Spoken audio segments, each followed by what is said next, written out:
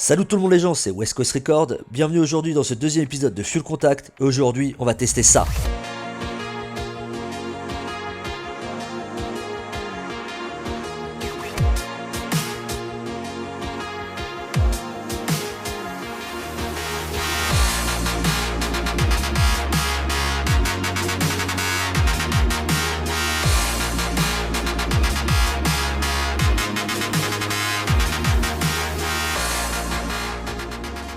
Au premier coup d'œil, on remarque que cette KTM EXCF 250 de 2013 est prête pour la compétition.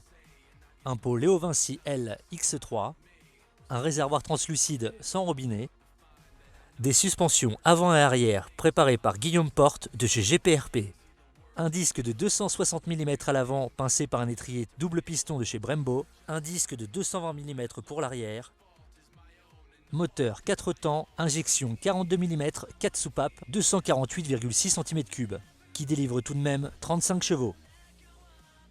Allez, c'est parti pour la tester. Les enduros 250 cm3, 4 temps, trouvent rarement grâce aux yeux des pilotes, leur reprochant souvent leur manque de coffre. Leurs préférences vont souvent vers les 250 2 temps, plus légers et plus puissants. Mais le nouveau monocylindre double arbre qui propulse la KTM se fait fort d'ébranler leur certitude. À la moindre rotation de la poignée de gaz, cette nouvelle génération de 250 cm3 4 temps brûle carrément dans les brancards. Cette absence totale d'inertie est typique des moteurs de course, tout comme la sonorité, mesurée mais expressive, qui s'échappe du silencieux. Les montées en régime sont très musclées et elles ne s'achèvent qu'à 13 000 tours minute. Avec pareille mécanique, il faut vraiment se présenter sans élan devant l'obstacle.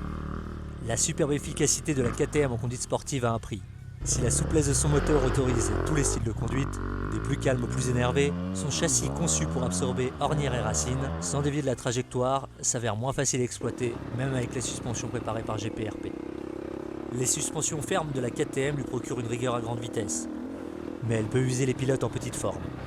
La même quête de l'efficacité maximale a poussé les Autrichiens à dessiner un réservoir étroit, facilitant le pilotage en position debout, mais il n'offre que 7 litres de sans-plomb, ce qui n'offre guère plus de 80 km d'autonomie. Un petit peu court quand même pour randonner. En résumé, malgré sa modeste cylindrée et son démarreur électrique, la KTM 250 EXCF n'est pas une machine de débutant, mais une véritable enduro de compétition. Une graine de championne dont le pilote devra démontrer de réelles compétences pour en tirer toute la quintessence. Paisible randonneur du dimanche, passez votre chemin. Enduriste confirmé, enjoy! Merci à vous d'avoir regardé ce deuxième épisode de Fuel Contact. Ce deuxième épisode est maintenant terminé. Il y en aura d'autres évidemment dans l'avenir. N'hésitez pas à partager, à commenter, à vous abonner à ma chaîne. En espérant vous revoir bientôt pour d'autres aventures, c'était West Coast Record pour vous servir. Ciao!